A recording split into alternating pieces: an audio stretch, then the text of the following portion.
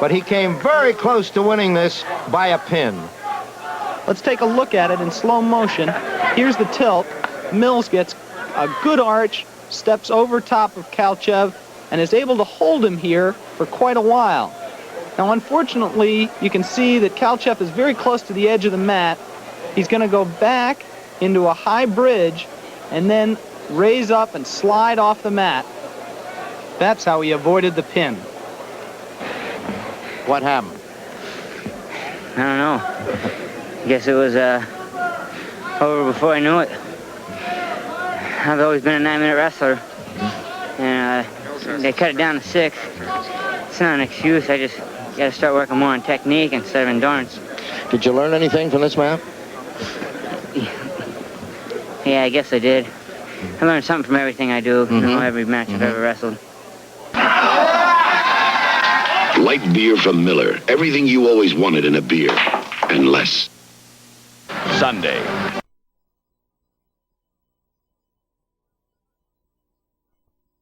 Mike Land, silver medalist in the 1981 AAU Championship, took on Peter Valchev, the national intermediate champion in 80 and 81.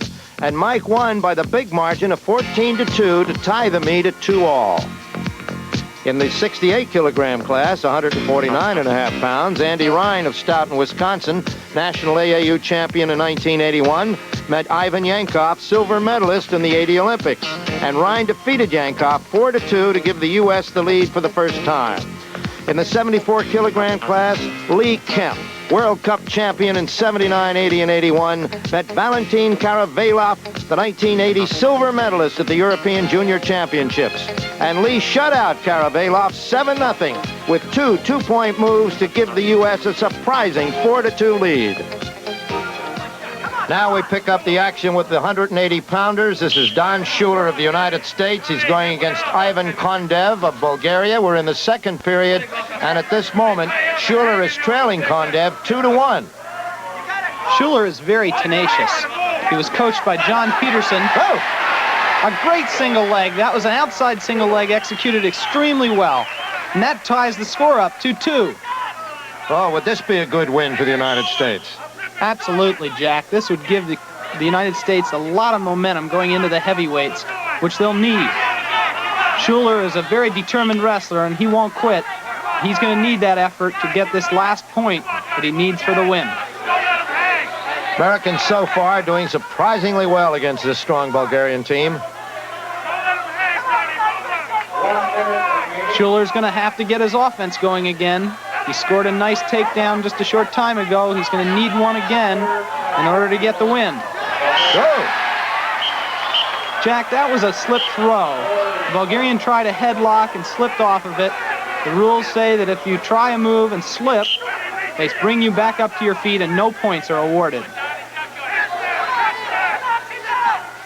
Now, Kondev would win in case it ended in a tie since he had a two-pointer.